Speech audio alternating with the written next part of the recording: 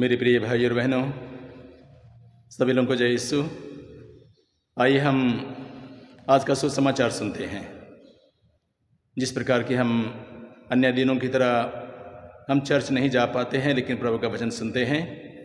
आपके लिए संत मत्ती का सुसमाचार अध्याय 11 वचन संख्या 20 से लेकर 24 तक के वचन को मैं पढ़ के सुनाता हूँ। आइए हम पूरे परिवार के साथ हम इस वचन को सुने। तब ईसा उन नगरों को धिक्कारने लगे जिन्होंने उनके अधिकांश चमत्कार देखकर भी पश्चाताप नहीं किया था। धिक्कार तुझे खोराजिन, धिक्कार तुझे बेतसाइदा।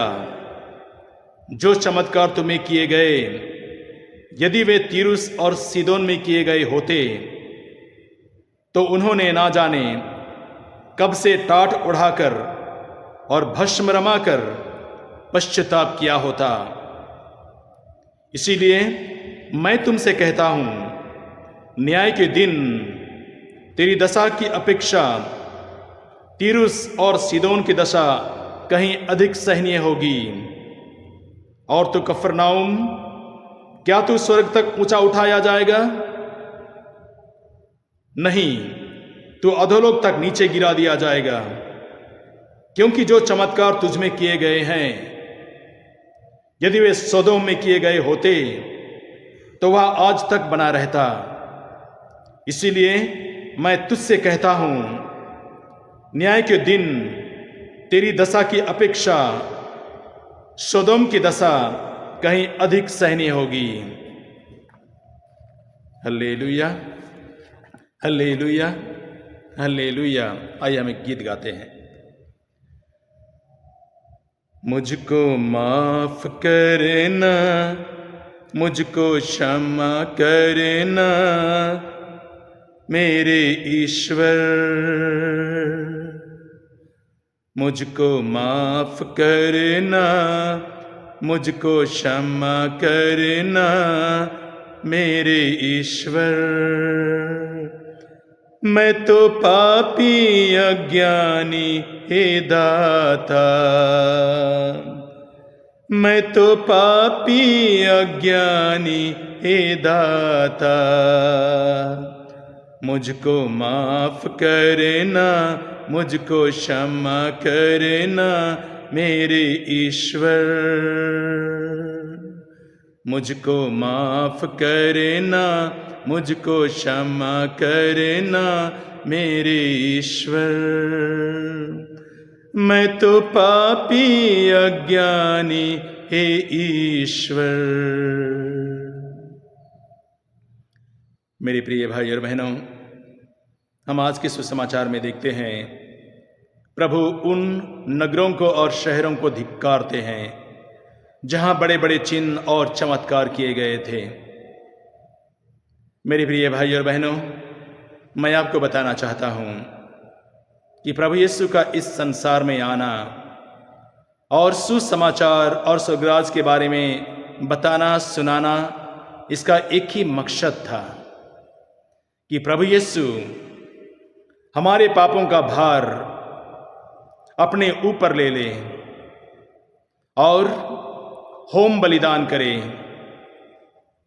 बकरों तथा बछड़ों का नहीं, बल्कि अपना रक्त लेकर होम बलिदान करे। अपना रक्त लेकर और स्वयं पुरोहित, स्वयं वेदी और स्वयं बलिदान बनकर एक ही बार परम पावन स्थान में प्रवेश करे और सदा सर्वदा बना रहने वाला उद्धार प्राप्त करे। और प्रभु यीशु ने कलवारी बलिदान में यही किया। स्वयं पुरोहित, स्वयं वेदी, स्वयं बलिदान बनकर अपना रक्त लेकर हमारे पापों का भार उन्होंने अपने ऊपर ले लिया और हमारे पापों का प्रायश्चित किया।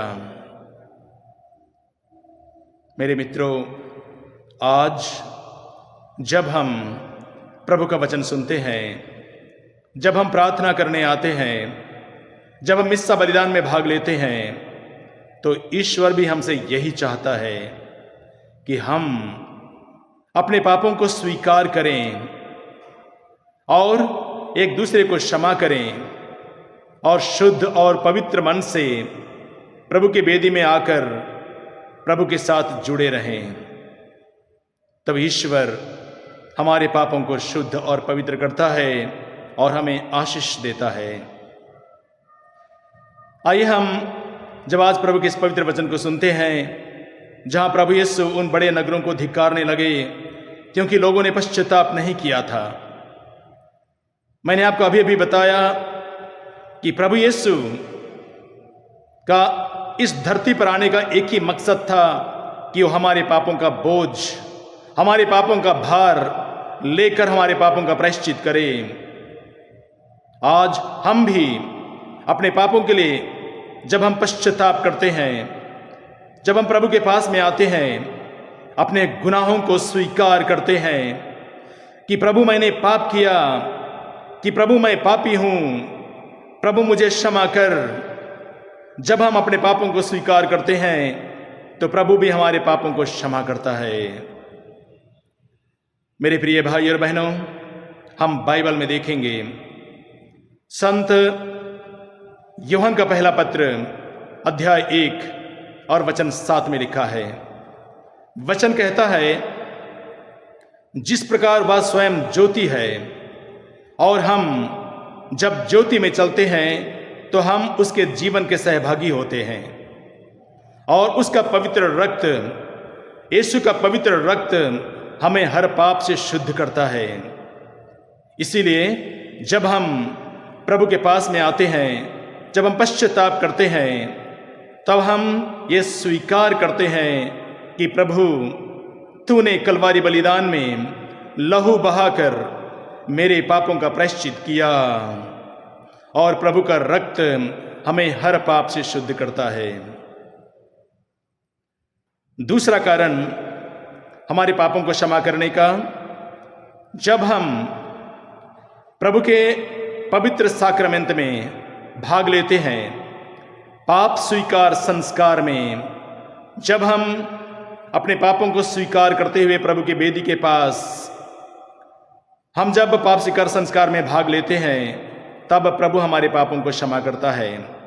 जैसे हम लोग देखेंगे संत मत्ती के सुसमाचार में अध्याय 16 और वचन 18 और 19 में लिखा है, प्रभु यीशु ने कहा, पेतरुस तुम चट्टान हो और मैं इस चट्टान पर अपनी कलीसिया खड़ा करूंगा और अधोलोक के फाटक इसके सामने टिक नहीं पाएंगे।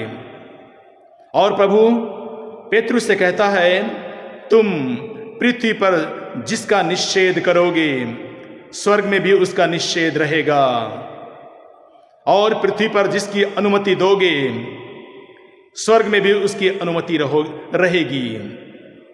प्रभु यीशु ने ये अधिकार अपने शिष्यों को दिया, अपने चुने हुए लोगों को दिया, और आज पवित्र संस्कार के द्वारा, उन पुरोहितों के द्वारा हमारे पाप क्षमा किए जाते हैं। तीसरा कारण, जब हम दूसरों के अपराध क्षमा करते हैं तब ईश्वर हमारे अपराध भी क्षमा करता है।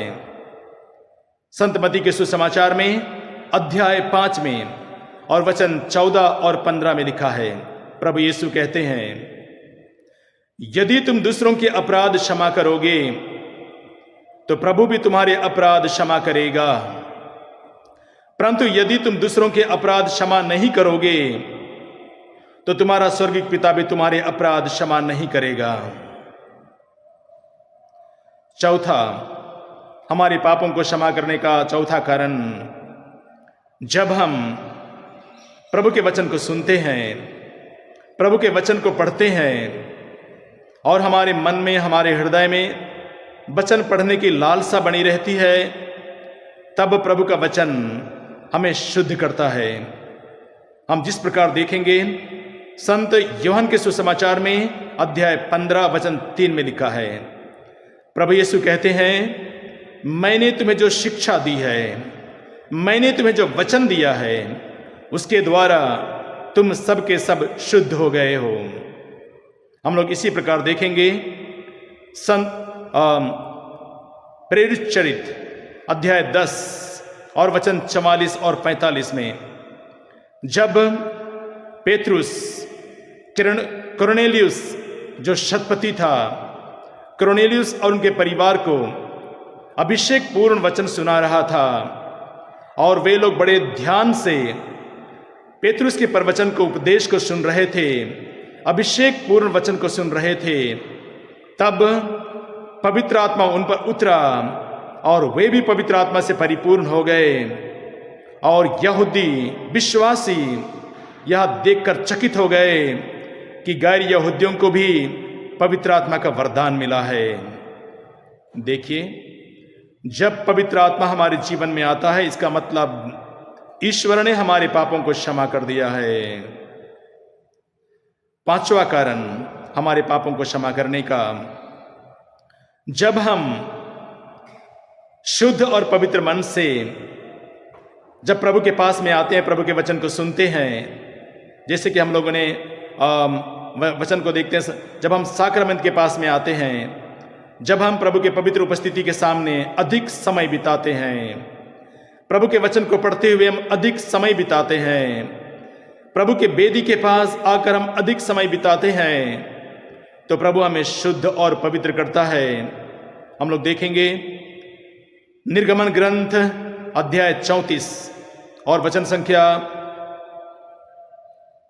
28 और 29 में देखेंगे, जब मूसा नबी सिनाई पर्वत से उतरा, जब वो सिनाई पर्वत पर 10 आज्ञाएं ग्रहण कर रहा था और 40 दिन और 40 रात प्रभु के सामने बैठकर प्रभु की उपस्थिति में वो सानिध्य में बैठा हुआ था, और जब वह प्रभु की 10 आज्ञाओं को लेकर सिनाई पर्वत से उतरा तो उसका मुखमंडल दीप्यमान था।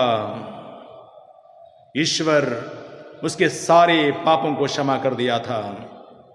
हम उसी प्रकार का वचन देखेंगे जब हम प्रभु के पवित्र उपस्थिति में बैठते हैं।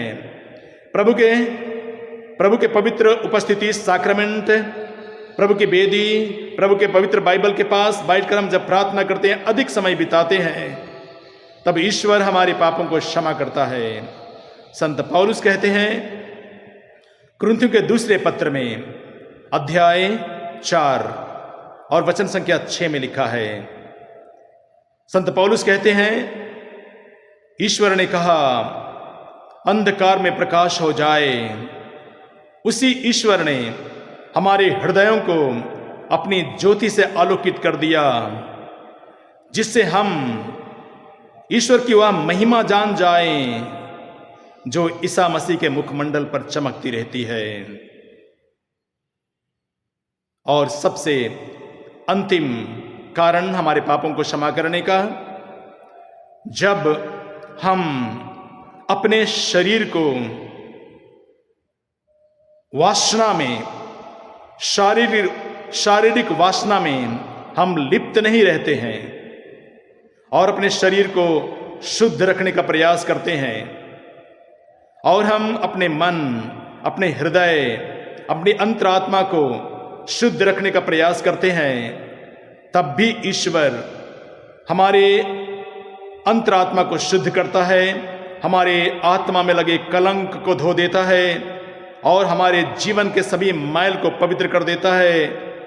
जिस प्रकार की हम लोग देखेंगे प्रज्ञा ग्रंथ अध्याय 1 और वचन संख्या 4 में लिखा है, प्रज्ञा उस आत्मा में प्रवेश नहीं करती जो बुराई की बातें सोचती है, और उस शरीर में निवास नहीं करती जो पाप के अधीन रहती है। प्रज्ञा उस आत्मा में प्रवेश नहीं करती जो पाप के अधीन रहती है, पाप के बारे में सोचती रहती है, और उस शरीर के में निवास नहीं करती जो पाप के अधीन रहती है। तो जब हम प्रभु के वचन को सुनते हैं, शुद्ध मन से, पवित्र मन से प्रभु के सानिध्य में अधिक समय बिताते हैं, साक्रमेंट में, पवित्र संस्कार में भाग लेते हैं, मिस्सा बलिदान में उचित रीति से भाग लेते हैं, प्रभु के वचन को सुनते हैं, प्रभु का पवित्र लहू जो उन्होंने कलवारी बलिदान में हमारे पापों के लिए प्रायश्चित किया। जब हम अपने पापों को स्वीकार करते हैं और पश्चाताप करते हैं तो प्रभु का पवित्र लहू हमें हर पाप से शुद्ध करता है। Hallelujah, hallelujah, hallelujah. सभी लोगों को जय यीशु।